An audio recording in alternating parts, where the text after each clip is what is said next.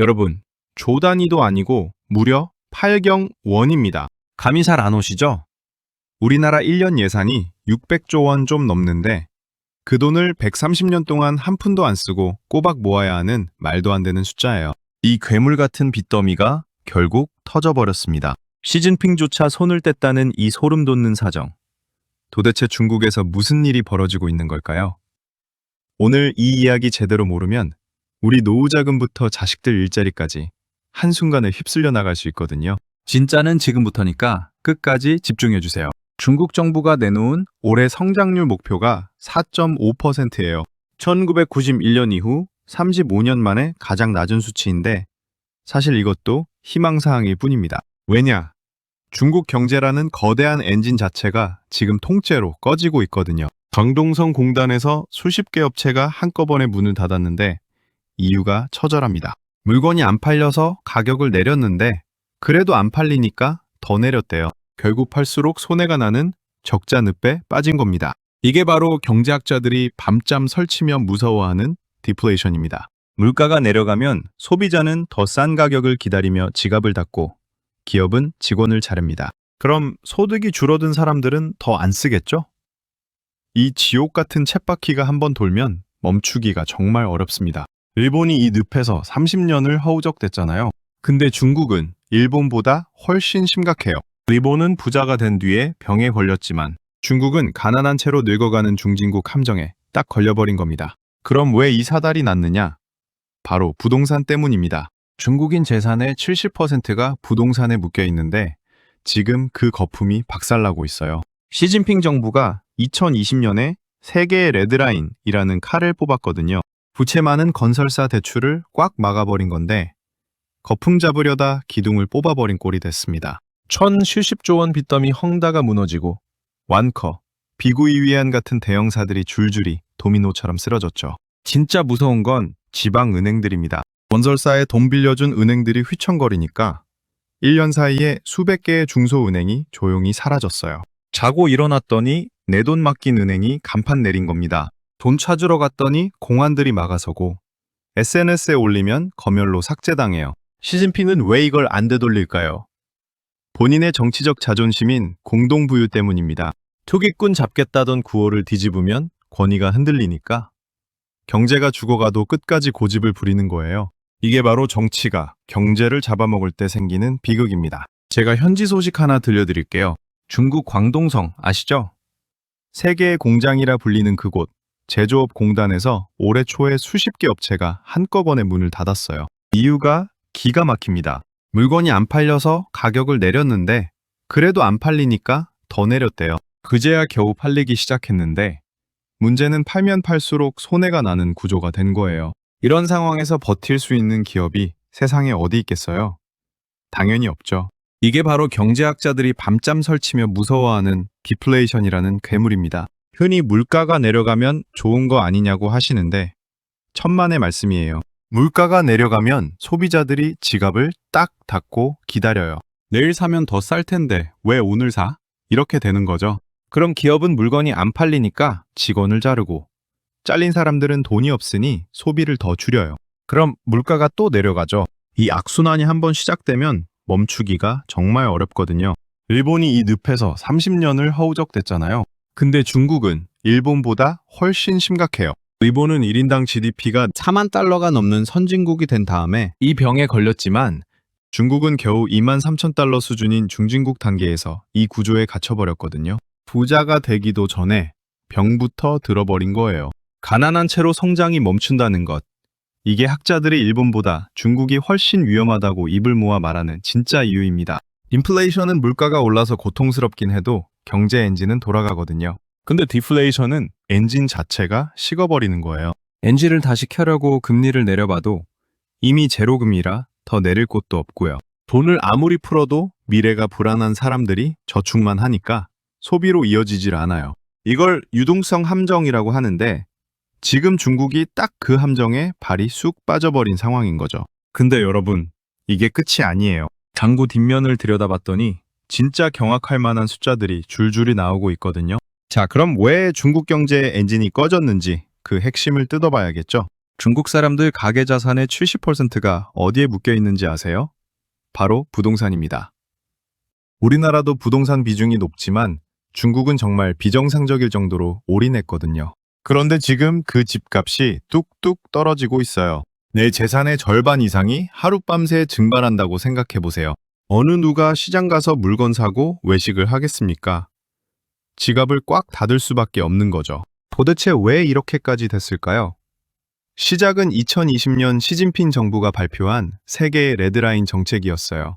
부동산 기업들 빚이 너무 많으니까 신규 대출을 딱 막아버린 겁니다. 거품을 잡겠다는 의도는 좋았죠. 그런데 결과는 대참사였습니다. 부채만 370조 원에 달하던 공룡기업 헝다가 힘없이 쓰러져 버린 거예요. 헝다가 흔들리니까 완커, 비구이위안 같은 대형 건설사들도 줄줄이 도미노처럼 위기에 빠졌습니다. 진짜 소름 돋는 건 그 다음입니다. 이 건설사들의 돈을 빌려준 곳이 어디겠어요? 바로 지방은행들이죠. 1년 사이에 수백 개의 지방 중소은행이 조용히 사라지거나 통폐합됐어요. 자고 일어났더니 내가 돈을 맡긴 은행이 없어진 겁니다.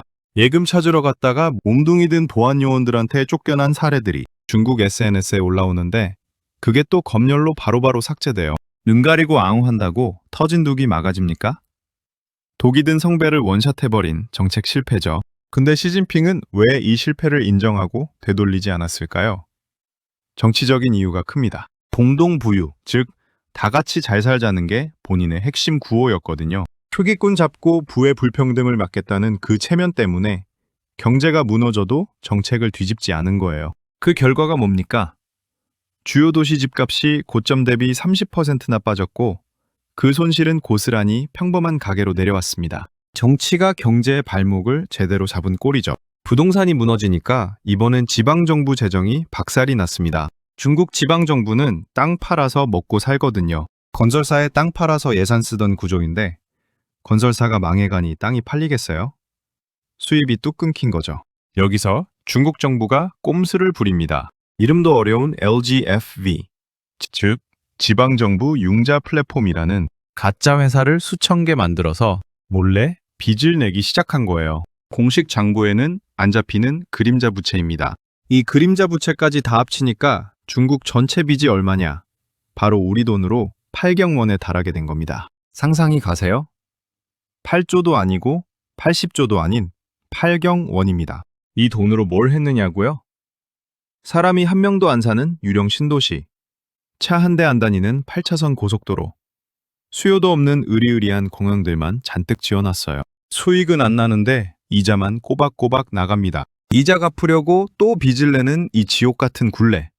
이걸 부채 디플레이션이라고 부릅니다. 빚 갚으려고 자산 팔면 가격이 더 떨어지고 가격 떨어지면 빚 부담은 더 커지는 늪에 빠진 거죠. 그런데 더 기가 막힌 건 이 상황을 지켜보는 중국 청년들의 반응입니다. 얘들이 지금 희망을 아예 버렸거든요. 여기서 우리가 꼭 알아야 할 단어가 있어요. 바로 LGFE, 지방정부 융자 플랫폼입니다. 이름은 어려운데 내용은 쉬워요. 지방정부가 대놓고 빚을 못 내니까 가짜 회사를 수천 개 만들어서 뒷문으로 빌린 돈입니다. 장부에는 안 잡히는 그림자 부채죠. 이 돈으로 뭘 했느냐? 사람이 한 명도 안 사는 유령 신도시를 짓고 차 한 대 안 다니는 8차선 고속도로를 깔았습니다. 겉으로 보기엔 번듯해 보이죠? 하지만 수익이 안 나요. 통행료도 없고 세입자도 없는데 이자는 꼬박꼬박 나갑니다. 이자를 갚으려고 또 빚을 내는 이 지옥 같은 굴레. 이걸 부채 디플레이션이라고 합니다. 중국 정부가 최근 10조 위안을 풀어서 해결하겠다고 발표했는데 뜯어보니 그것도 결국 새 채권 발행해서 옛날 빚 갚는 돌려막기에 불과했어요. 암 덩어리를 수술하는 게 아니라 진통제만 계속 놓고 있는 상황인 거죠. 자, 이제 이 8경원이라는 빚더미 위에서 살아가야 하는 사람들 이야기를 해볼게요. 특히 중국의 젊은이들이요. 요즘 중국 청년들 사이에서 유행하는 말이 뭔지 아세요? 바로 탕핀입니다. 한자로 평평하게 드러눕는다는 뜻인데요. 이게 그냥 게을러서 누워있는 게 아니에요. 아무리 열심히 노력해도 희망이 없으니 나는 그냥 최소한만 먹고 아무것도 안 하겠다는 아주 처절한 선언입니다. 공식 통계로도 청년 실업률이 20%에 육박해요. 10명 중 2명은 백수라는 건데 사실 중국 정부가 통계 내는 방식을 슬쩍 바꿔서 이 정도지 실제 체감은 훨씬 더 심각하다는 분석이 많거든요. 대학을 나와도 번듯한 일자리가 없어요. 부모님 세대는 열심히 일하면 집도 사고 자식들 공부도 시켰는데 지금 애들은 죽어라 경쟁에서 취직해도 월급 꼬박 200년을 모아야 대도시 아파트 한 채 살까 말까거든요. 계산을 해보니까 답이 안 나오는 거예요.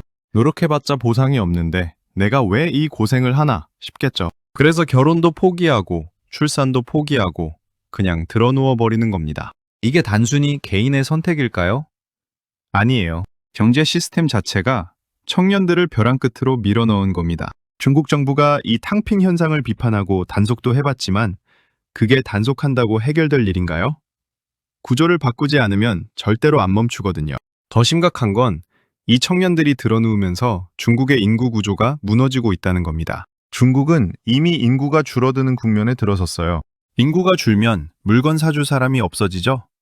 그럼 내수 시장이 죽고 성장은 더 느려져요. 성장이 멈추니까 일자리는 더 줄어들고 청년들은 더 깊이 드러눕습니다. 이 지옥 같은 쳇바퀴가 한번 돌기 시작하면 빠져나오기가 정말 힘들거든요. 근데 여러분, 이 이야기 들으면서 어디서 많이 본 것 같은데 쉽지 않으세요? 맞습니다. 우리 한국도 비슷한 길을 가고 있잖아요. 저출산, 고령화, 청년 실업. 지금 중국이 부딪히고 있는 이 거대한 벽을 우리도 곧 마주하게 될 겁니다. 그래서 지금 중국을 보는 게 남의 집 불구경이 아니에요. 10년 뒤 우리 한국의 모습을 미리 공부하는 연습인 거죠. 그런데 중국이 이렇게 내수 시장이 죽고 자기 나라 안에서 물건이 안 팔리니까 이제는 눈을 밖으로 돌리기 시작했습니다. 여기서부터 우리 한국 기업들과 여러분의 투자 자산에 직접적인 타격이 오기 시작하거든요. 자, 보세요.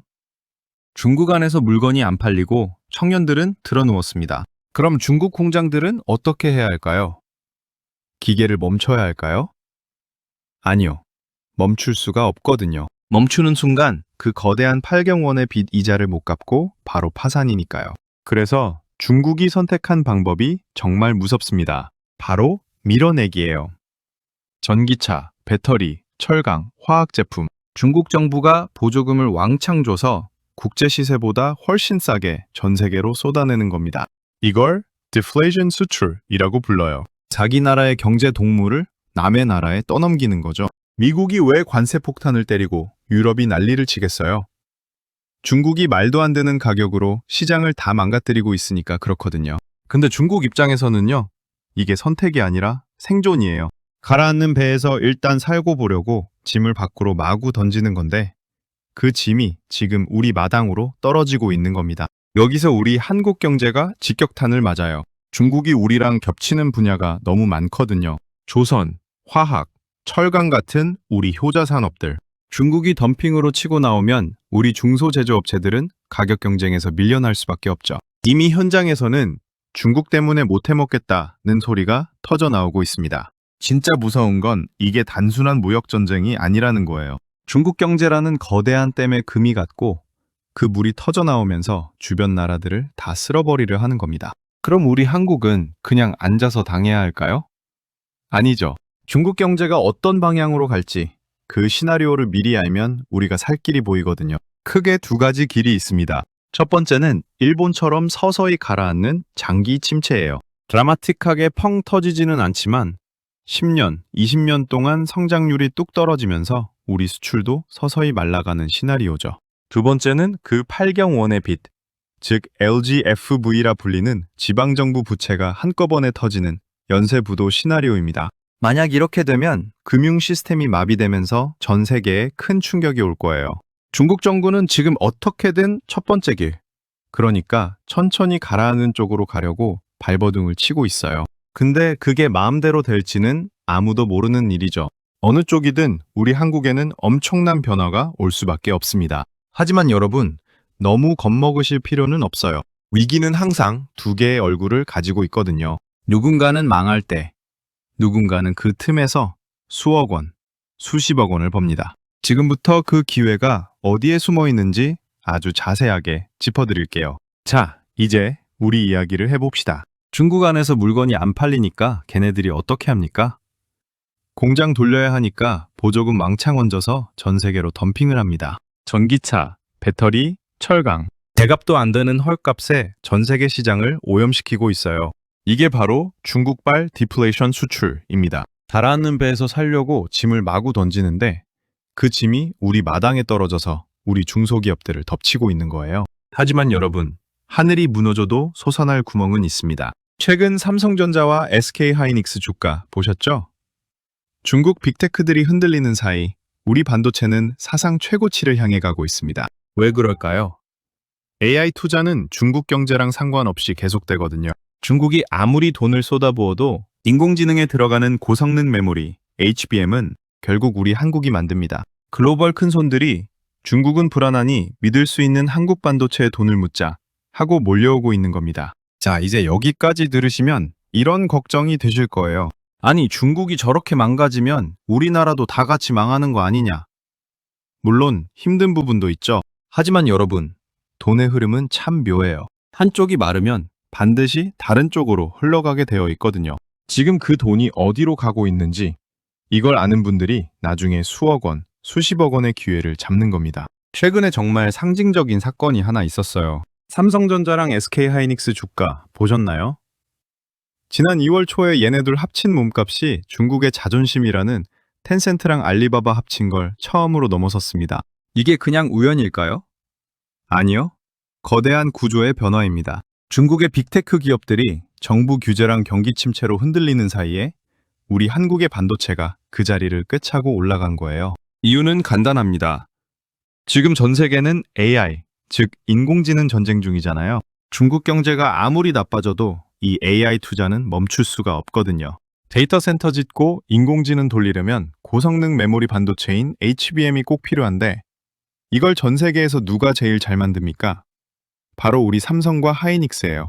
중국이 위기라고 소리 지를 때 글로벌 큰손들은 그럼 이제 중국 말고 기술력 확실한 한국 반도체에 투자해야겠다 하고 돈을 옮기고 있는 거죠. 반면에 아직도 중국 소비가 살아나면 화장품이나 면세점 주식 오르겠지 하고 기다리는 분들 계시죠? 죄송하지만 냉정하게 보셔야 합니다. 예전처럼 사드 보복 끝나면 대박 나던 시대는 지났어요. 중국 사람들 주머니 사정이 아까 말씀드린 부동산 때문에 박살이 났는데 언제 다시 우리 화장품을 펑펑 쓰겠습니까? 이제는 투자 포트폴리오를 점검하셔야 할 때예요. 중국에 목매는 기업보다는 중국이 흔들릴 때 오히려 웃는 기업, 즉 공급망 재편의 수혜를 입는 기업을 보셔야 합니다. 방산, 조선, 정밀 소재 이런 분야들이 그래요. 글로벌 기업들이 중국은 너무 불안해서 안 되겠다, 공장을 옮기자 할 때 그 빈자리를 누가 채울까요? 인도나 베트남도 가겠지만 당장 중국을 대체할 기술력을 가진 나라는 한국뿐이거든요. 위기는 누군가에게는 재앙이지만 흐름을 읽는 여러분에게는 평생 한 번 올까 말까 한 거대한 빈집털이 기회가 될 수 있습니다. 하지만 기뻐하기엔 이릅니다. 중국이 이대로 그냥 죽지는 않거든요. 쟤네들이 지금 마지막 승부수를 던지고 있는데 이게 우리에게는 단기적인 위기보다 훨씬 더 무서운 장기적인 위협이 될 수도 있습니다. 여러분, 마지막으로 진짜 소름 돋는 이야기 하나만 더 해드릴게요. 중국이 저렇게 빚더미에 앉아 있으니 금방 망하겠지 하고 안심하고 계신가요? 천만의 말씀입니다. 중국은 지금 죽기 살기로 기술 자립에 목을 메고 있거든요. 최근에 화제가 된 딥시크 같은 인공지능이나 화웨이의 첨단 칩, 그리고 전 세계 도로를 점령해가는 중국산 전기차들 보셨죠? 중국이 이 단기적인 경제 위기를 버텨내고 기술 강국으로 우뚝 서는 날, 그때가 진짜 위기입니다. 우리 삼성전자, 우리 현대차, 우리 LG 배터리를 대체할 기술이 중국에서 쏟아져 나온다면 그건 앞서 말씀드린 8경원 빚보다 훨씬 더 무서운 장기적인 위협이 될 거예요. 중국이 무너져도 우리가 아프고 중국이 살아나서 너무 강해져도 우리가 힘들어지는 그야말로 외줄타기 같은 상황인 거죠. 결국 우리가 해야 할 일은 딱 하나입니다. 중국의 기대는 구조에서 벗어나서 중국이 도저히 따라올 수 없는 독보적인 경쟁력을 가진 곳에 올라타는 거예요. 나라가 해주겠지, 기업이 알아서 하겠지 하고 손 놓고 있으면 안 됩니다. 우리 소중한 노후 자금, 우리 자식들 줄 돈은 우리가 지켜야 하잖아요. 지금 당장 여러분의 지갑과 포트폴리오를 한번 점검해 보세요. 아직도 중국 관광객만 오면 대박 나겠지 하고 옛날 방식에 머물러 있는 기업에 내 돈을 맡기고 있지는 않으신가요? 이제는 냉정해지셔야 합니다. 중국이라는 거대한 엔진에서 빠져나온 열기가 어디로 이동하는지, 전 세계 돈줄이 한국의 어떤 기술로 모이고 있는지 눈을 크게 뜨고 보셔야 해요. 이걸 읽어내는 분들은 이번 위기에서 수억 원의 자산을 지키는 걸 넘어 평생 다시 없을 기회를 잡으실 겁니다. 경제는 결국 흐름을 먼저 읽는 사람이 살아남는 게임이거든요. 오늘 제가 말씀드린 8경원의 진실과 중국의 속사정, 그리고 우리 반도체의 기회까지 이 흐름을 머릿속에 꼭 넣어두세요. 오늘 이야기가 여러분의 앞날에 든든한 등불이 되었으면 좋겠습니다. 중국의 위기는 우리에게 경고인 동시에 가장 큰 기회라는 점 잊지 마시고요. 혼자만 알기 아까운 내용이니까 주변 친구분들에게도 많이 공유해 주시고 여러분의 생각은 어떤지 댓글로 자유롭게 남겨주세요. 하나하나 다 읽어보고 답글 달아드리겠습니다. 오늘 영상이 도움되셨다면 구독과 좋아요 꼭 눌러주시고요. 다음에도 여러분의 소중한 자산을 지켜드릴 진짜 경제 이야기 들고 찾아오겠습니다. 우리 다 같이 공부해서 꼭 부자 됩시다. 긴 영상 시청해주셔서 감사합니다.